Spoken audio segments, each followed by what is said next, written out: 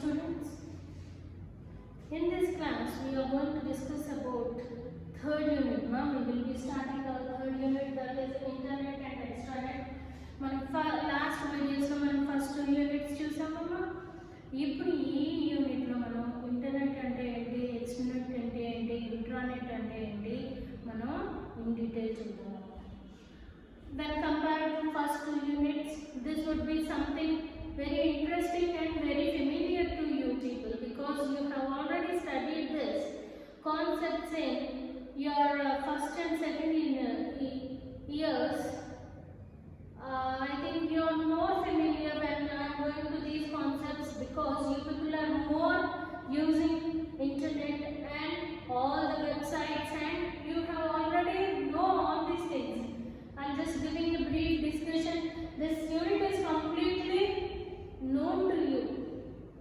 అంటే తెలుసుకుని మీరు ఐసీటీలో చూస్తుంటారు. లాస్ట్ 2 years లో మీరు చదువుకున్నప్పుడు ఫస్ట్ సెకండ్ ఇయర్స్లో ఐసీటీలో కూడా మీరు ఈ టాపిక్స్ అన్ని బ్రష్ చేసి ఉంటారండి, చదువుకుని ఉంటారు.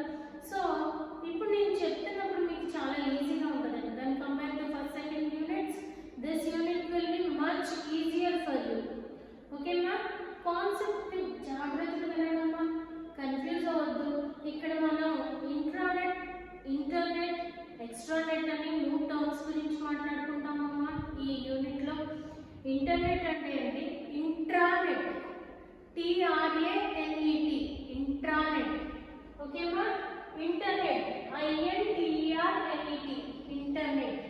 And extranet, EXTRANET.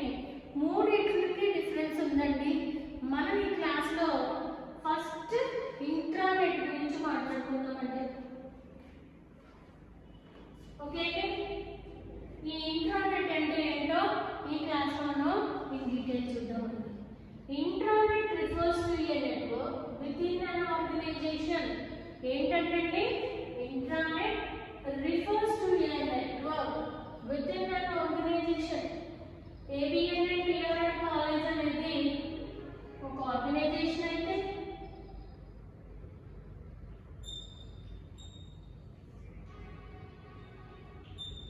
ABN and TRN college ఒక ఆర్గనైజేషన్ అయితే, ఈ ఆర్గనైజేషన్లో మనం ఇంట్రానెట్ ఫెసిలిటీతో మనం ఏం చేయొచ్చండి? నెట్వర్క్ని ఎస్టాబ్లిష్ చేయొచ్చండి. అంటే ఎలా పెడమంటే ABN and TRN కాలేజెస్లో పీజీ ఉందండి, డిగ్రీ ఉందండి, ఉందండి. సో ఈ పీజీ అండ్ డిగ్రీలో మనం మాట్లాడుకుంటే ఏమేమి చెప్పచ్చండి? ఎంపీసీ, ఎంపీసీఎస్, బీకామ్, బీఎస్సీలో అండి, బీకామ్లో జనరల్, వొకేషనల్, బీఎస్సీ డిగ్రీలో బయోటెక్నాలజీ,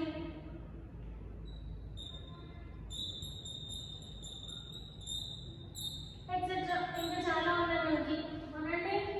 ఎంపీసీ, ఎంపీసీఎస్, అలాగే స్టాట్,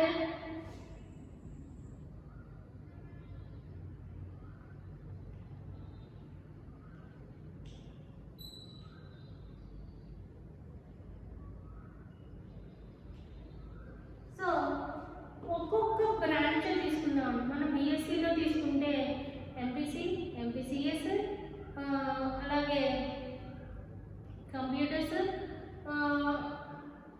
స్టాట్కి వచ్చేటప్పటికి కంప్యూటర్ స్టాట్స్, ప్లెయిన్ స్టాట్స్, మామూలుగా స్టాటిస్టిక్స్, బయోటెక్నాలజీ, ఇలాగా డిఫరెంట్ డిఫరెంట్ గ్రూప్స్ ఉన్నాయి కదండి. ఈ అన్ని గ్రూప్స్కి ఒక్కొక్క హెడ్ ఉంటారు. ఉంటారా? ఉంటారు.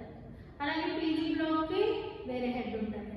మనం ఈ అన్ని బ్రాంచెస్, అన్ని గ్రూప్స్కి మనం ఏం చేద్దామండి? ఒక నెట్వర్క్ని క్రియేట్ చేసి, అంటే ఒక కంప్యూటర్ సిస్టమ్ నుంచి స్ట్రక్చర్ చూడండి. ఇక్కడ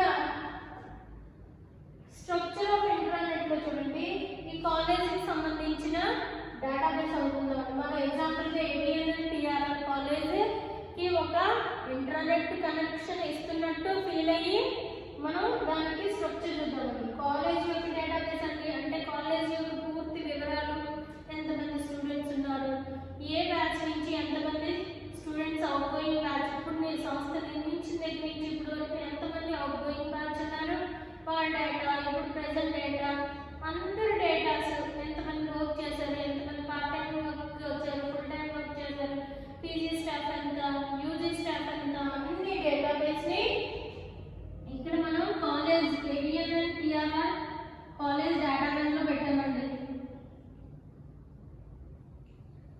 ఇది కాలేజ్ డేటాబేస్ అనుకున్నామండి. మనం ఏం చేస్తున్నామండి, వెబ్ సర్వర్స్ ఉన్నాయండి, ఈమెయిల్ సర్వర్స్ ఉన్నాయండి, ఈఆర్పి ఎంటర్ప్రైజ్ రిసోర్స్ ప్లానింగ్ ఉందండి, లెగసీ సిస్టమ్స్ ఉన్నాయండి. ఇది ఒక 3 కంప్యూటర్ సిస్టమ్స్ అనుకుందామండి. ఇది కనెక్ట్ అయ్యి ఉన్నాం అనుకోండి, అంటే మొత్తం డేటా ఇక్కడ ఇలా కనెక్ట్ అయి ఉంటుందండి. ఈ కనెక్ట్ అయి ఉన్న దాన్ని ఇంట్రానెట్, ఈ ఇంట్రానెట్ లో మనం ఇక్కడ చూస్తే internet protocols may be found in intranet. మళ్ళీ ఇక్కడ కూడా మనం ప్రతిదీ సిమిలర్ గానే ఉంటుందండి. ఇంటర్నెట్ కి ఇంట్రానెట్ కి డిఫరెన్స్ ఏంటి అని మీరు అడిగితే, ఇంటర్నెట్ వచ్చేటప్పటికి మనం ప్రపంచవ్యాప్తంగా కనెక్ట్ అయి ఉంటామండి. ఇక్కడ ఇంట్రానెట్ అన్నప్పుడు మనం ఏవిఎన్ పిఆర్ఆర్ కాలేజ్ వరకే కనెక్ట్ చేసుకుంటున్నామండి. అర్థమవుతుందండి? అంటే మనం ఎగ్జాంపుల్ మన కాలేజీని తీసుకున్నామండి, కాదు వేరే ఏదో సంస్థ, ఏది ఏదో ఒక సంస్థ, ఏదో ఒక కంపెనీ చెప్పుకోవచ్చండి, టీసీఎస్, విప్రో, ఏదన్నా దాని వరకు ఆ కంపెనీ లోపల వరకే డీటెయిల్స్, దాని డేటాబేస్, అక్కడ జరుగుతున్న విషయాలే, కంప్యూటర్ ల్యాబ్లో కంప్యూటర్ డేటాని స్టాట్ వాళ్ళని చూడొచ్చు, కామర్స్ వాళ్ళని ఫిజిక్స్ వాళ్ళతో కమ్యూనికేట్ చేసుకోవచ్చు, ఒకరితో ఒకళ్ళు మాట్లాడుకోవడానికి. ఒకళ్ళు ఇప్పుడు ఫర్ ఎగ్జాంపుల్ బీకామ్ జనరల్ పిల్లలు ఉంటారంటే బీకామ్ వొకేషనల్ పిల్లలు ఉంటారు. వొకేషనల్ పిల్లలకి ఏంటంటే స్పెషల్ కంప్యూటర్స్తో కనెక్ట్ అయి ఉంటారు, వాళ్ళు కంప్యూటర్స్ కూడా నేర్చుకుంటారు. ఈ కంప్యూటర్స్లో నేర్చుకుంటున్నప్పుడు బీకామ్ వాళ్ళకి కంప్యూటర్ డిపార్ట్మెంట్తో కమ్యూనికేషన్ ఉండాలా లేదా? ఉండాలి. So whenever they wanted to talk with computer department they can access with the help of internet. Okay అండి, డిపార్ట్మెంట్లో ఒక కంప్యూటర్, ఒక సర్వర్, ఇది చూసుకోండమ్మా. సర్వర్ ఒక దగ్గరే ఉంటుంది, కానీ మనం ఎంటైర్ కాలేజీని కనెక్ట్ చేసి మనం ఒక డిపార్ట్మెంట్ కమ్యూనికేట్ చేసుకోవడానికి, అంటే మనం కాలేజ్ని ఒక పెద్ద కాలేజ్లో ఊహించుకోండి, ఒక డిపార్ట్మెంట్ ఇంకో డిపార్ట్మెంట్కి సమన్వయం చేయడానికి, కమ్యూనికేట్ చేయడానికి, మాట్లాడుకోవడానికి, డేటా పంపించడానికి, మెయిల్స్ పంపించడానికి, వీటన్నిటికీ మనం మన ఆర్గనైజేషన్ వరకే, there is no outer words going to coming to our organisation and talk with us. అర్థమైందమ్మా? బయట వాళ్ళని అక్కడికి మనం యాక్సెస్ చేసుకోము, దానికోసమే ఫైర్ వాల్ అనేది పెట్టుకుంటాము. ఈ ఫైర్ వాల్ వల్ల ఎవరికి ఉండదు. అలాగే లోపల యాక్సెస్ చేసుకునే ప్రతి సిస్టమ్కి ఒక ఐపీ అడ్రస్ అనేది ఇవ్వడం జరుగుతుందండి. ఏమి ఇవ్వడం జరుగుతుందండి? ఒక ఐపీ అడ్రస్ అనేది ప్రతి సిస్టమ్కి ఒక ఐపీ అడ్రస్ అనేది ఇవ్వడం జరుగుతుందండి. ఆ ఐపీ అడ్రస్ ద్వారానే ఒకరితో ఒకళ్ళు కమ్యూనికేట్ చేయడానికి ఆస్కారం ఉంటుందండి.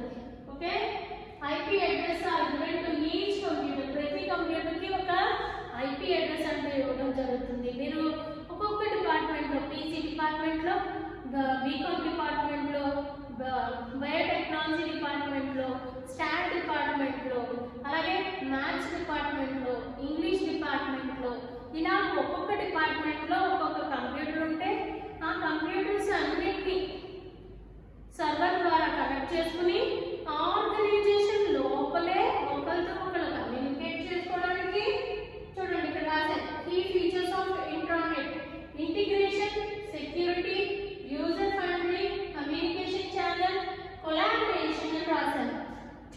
సో ఏంటంటే ఇంటిగ్రేషన్, ఒకరితో ఒకళ్ళు మాట్లాడుకోవాలన్నా, ఒకళ్ళు ఇప్పుడు ఇంగ్లీష్ కామన్ సబ్జెక్ట్ అండి, మీరందరూ చదువుకుంటున్నారు. డిపార్ట్మెంట్ ఇంగ్లీష్ డిపార్ట్మెంట్తో వేరే డిపార్ట్మెంట్ మాట్లాడాలి అనుకుంటున్నారు. They want some details of some particular student from B home department. That student head will be or class teacher will be talking with English department head. Okay, వాళ్ళకి mails పంపించుకోవచ్చు. Security మన organisation వరకే మాట్లాడుకుంటున్నాం కాబట్టి బయట వాళ్ళు వచ్చే chance లేదు. బయట వాళ్ళు మన ఆర్గనైజేషన్ సైట్స్లో ఏ విధమైన యాక్సెస్ తీసుకునే లేదు. సో సెక్యూరిటీ ఉంది, యూజర్ ఫ్రెండ్లీ.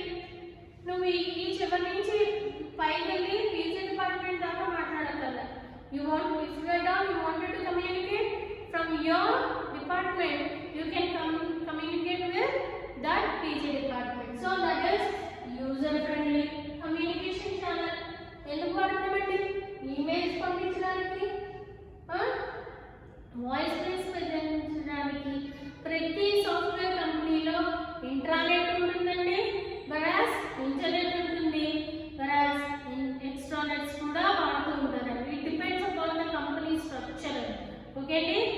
సో బయట నుంచి public and extranet internet users cannot access. ఎప్పుడు యాక్సెస్ చేయొచ్చండి? దీంట్లో కూడా యాక్సెస్ చేయొచ్చు. If at all you gives permission.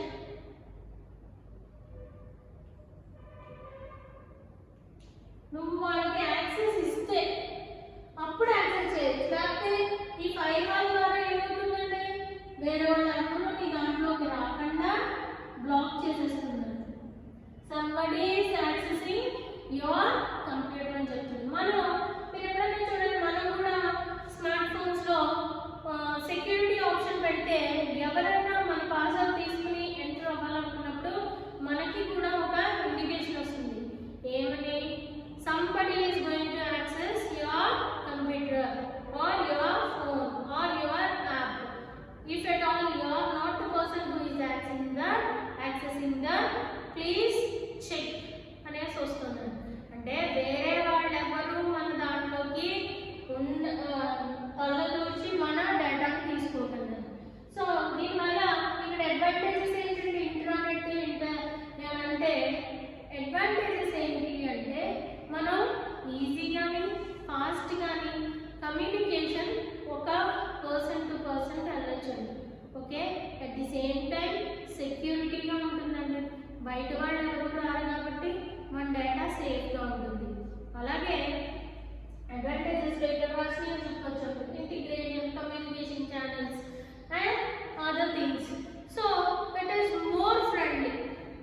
At the same time ఇది సాఫ్ట్వేర్ కంపెనీస్లో, ఇక్కడ మనం కాలేజ్ ఎగ్జాంపుల్ కాలేజ్ చెప్పుకున్నాం కాబట్టి సాఫ్ట్వేర్ కంపెనీస్లో చాలా ఎక్కువగా వాడుతూ ఉంటారు.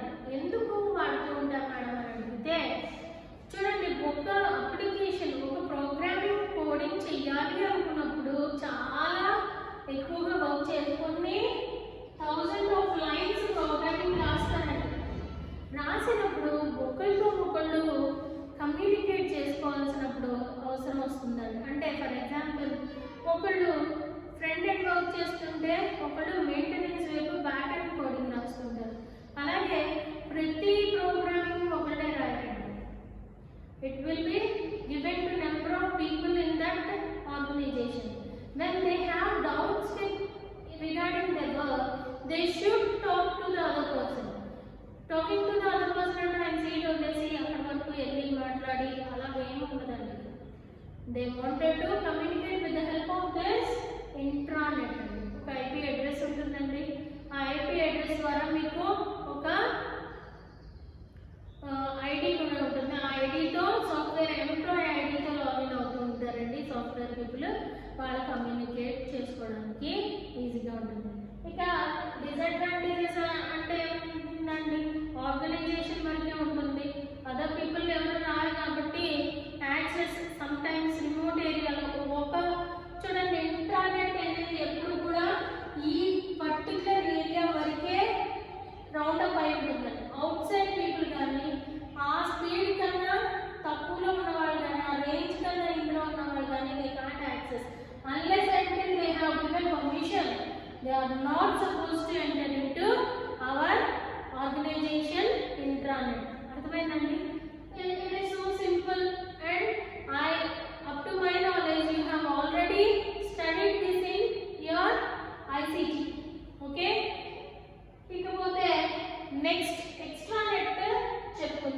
ఎక్స్ట్రానెట్లో ఏమున్నాయి అనేదంటే సింపుల్గా చెప్తానండి, మనం బయట కూడా యాక్సెస్ ఇవ్వండి. For example AVN PRI college కొవ్వూరులో ఉందండి. సో ఏవిఎన్ పిఆర్ఐ కాలేజ్లో ఈస్ట్ గోదావరిలో పెట్టి రాజమండ్రిలో పెట్టారండి, ఇంకొక కాలేజ్ ఎస్టాబ్లిష్ చేశారు. సో ఈ కొవ్వూరు బ్రాంచ్, ఈ రాజమండ్రి బ్రాంచ్ రెండు కూడా కమ్యూనికేట్ చేసుకోవడానికి ఎక్స్ట్రానెట్ ద్వారా వాడుకోవడం జరుగుతుంది. ఓకే, అది నెక్స్ట్ క్లాస్లో మీకు డీటెయిల్డ్ డయాగ్రామ్ వేసి ఎక్స్ప్లెయిన్ చేస్తానండి, అప్పుడు మోర్ ఈజీగా ఉంటుంది. ఓకే.